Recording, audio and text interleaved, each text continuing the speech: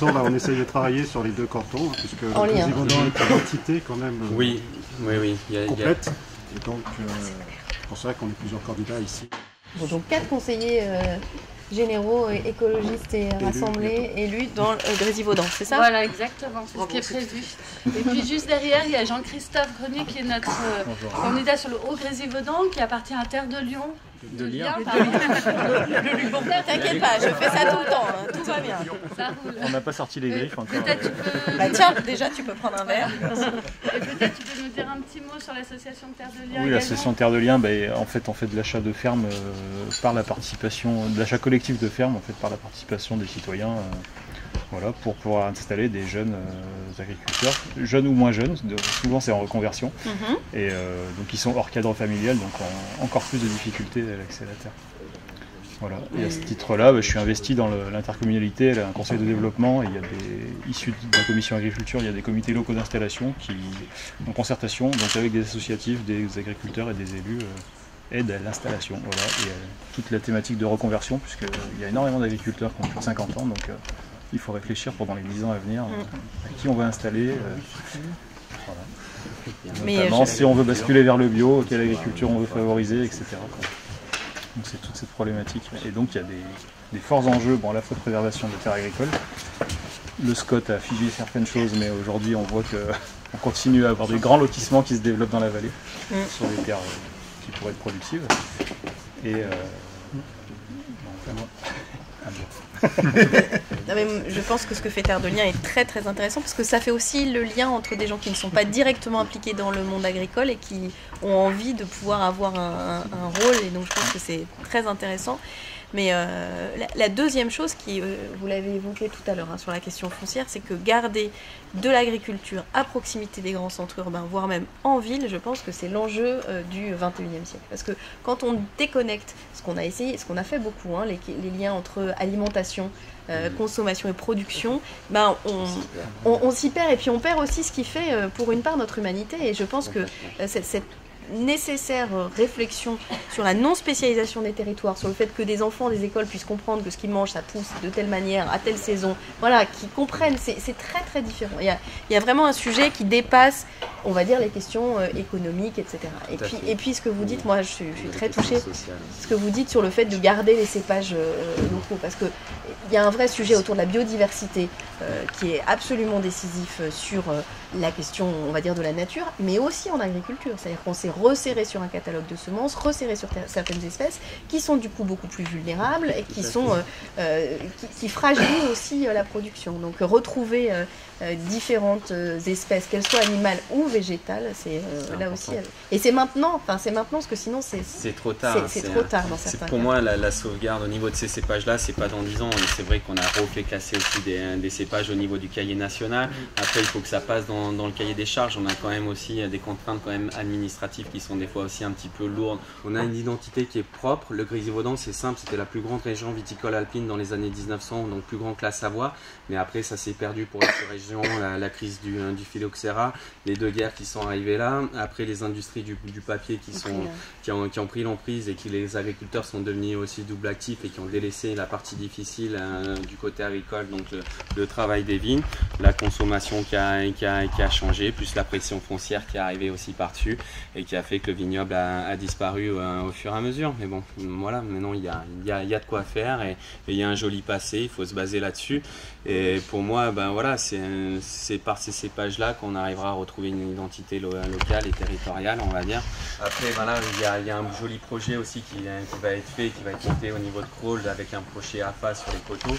Donc voilà, ça me redonne de l'espoir aussi un petit peu, qu'il y ait des choses qui changent et qui évoluent à ce niveau-là.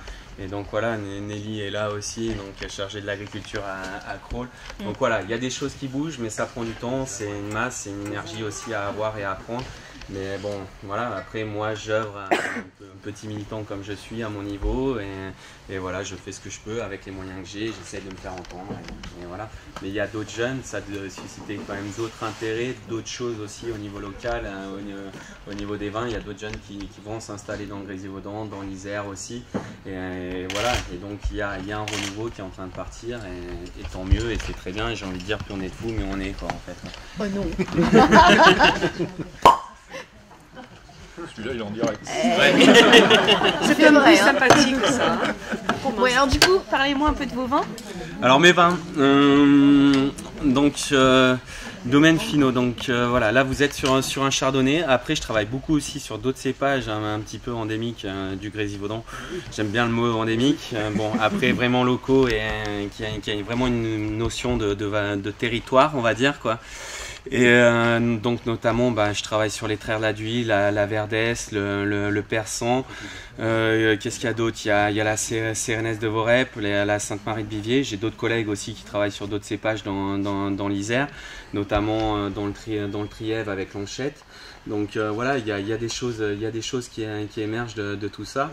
Je suis en discussion aussi avec Monsieur Pio-Léric, notamment aussi sur différents projets autour de Grenoble et aussi sur la Bastille, de refaire une vitrine, on va dire, au niveau de terrains agricoles aussi qui sont sur la Bastille. La Bastille, tout autour, il y avait des vignes aussi dessus, et ce serait une valeur forte, identitaire au niveau des vins de l'Isère, de pouvoir mettre des vignes à vue de tout le monde. Donc, il y a 10 ans de ça, on ne parlait pas autant des vins de l'Isère, et vous demandez même à un Grenoblois qu'est-ce qu'était un vin de l'Isère, ça n'existe pas, ou sinon c'était plus des personnes un peu plus âgées qui avaient connaissance de ça, mais voilà, c'était le 23 comme il vous disait quoi, en fait, quoi, donc où il fallait être 3 pour le boire, 2 qui vous tiennent et 1 qui le boit quoi, en fait. C'est bon, on peut y aller alors. Voilà. Il y a un échange qui se fait, et le consommateur va même appliquer à ce que le vigneron travaille le plus droit et le plus proprement possible après sur ces choses-là quoi, en fait, quoi. Et avoir de l'herbe dans ces vignes, pour moi c'est propre. Je préfère mieux avoir de l'herbe, une biodiversité au niveau de mes sols qu'un sol lunaire qui a été bousillé par la chimie pendant X années quoi, en fait, quoi. Un des enjeux qu'on a à l'heure actuelle, il y en a plusieurs, c'est qu'effectivement on a des communes qui s'engagent dans la restauration collective en bio. Il faut savoir sur Grenoble, voilà, on va être à 10 000 repas jour en bio. Le problème c'est où est-ce qu'on va produire cette bio-là. Et c'est une des grosses problématiques qu'on a, puisqu'on veut du bio local de plus en plus. Et effectivement, on a des problématiques de foncier, de terre, parce que des terres cultivables, il y en a quand même dans le Grésivaudan. Donc comment faire pour inciter des agriculteurs à passer au bio? Donc ça fait partie des missions de l'ADA Bio sur le territoire, mais je pense qu'on a aussi besoin politiquement, il y a un soutien là-dessus.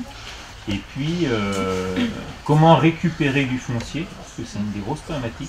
Moi, je vois passer beaucoup de jeunes en stage sur mon exploitation qui veulent s'installer ici et qui ne trouvent pas.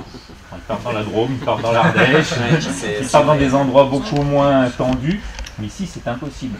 Tout est dédié à la construction ou à l'industrie. On va pas opposer industrie et agriculture, mais ça pose quand même un souci de comment nourrir les habitants de la région. Agricole, et que ce zonage soit quasiment définitif, c'est-à-dire que ces terres-là soient préservées très très très durablement. Ça obligerait aussi à une réflexion foncière et urbanistique différente, en sachant que c'est vrai que souvent, quand on réfléchit pas de manière globale, on peut se dire une terre agricole c'est facile à construire, alors qu'il y a énormément de friches, industrielles, commerciales d'ailleurs sans doute dans les années qui viennent, qui sont à reconvertir, et il faut faire la ville sur la ville et maintenir les terres agricoles pour leur destination future. Il y a aussi un vrai sujet sur qui les possède sur l'installation. On sait aussi que quand même, un des sujets, c'est que quand il y a des terres agricoles à vendre, souvent c'est l'agriculteur voisin qui achète ces terres pour s'agrandir. On est quand même un peu dans cette logique. C'est le vrai débat essentiel, c'est de dire qu'est-ce qu'on fait dans un modèle comme le nôtre où la croissance s'épuise. Donc il y a un vrai sujet de réflexion aujourd'hui sur ces questions-là qui, à mon avis, est la piste pour nous sortir de l'impasse en partie du chômage. C'est qu'on réfléchisse toujours à activités similaires, quelle est celle qui est la plus intense en emploi. Très concrètement, en matière énergétique, ce sont les énergies renouvelables, et en matière agricole, c'est l'agriculture bio. Donc je pense vraiment qu'il y a un chemin à prendre et un gisement d'emploi considérable.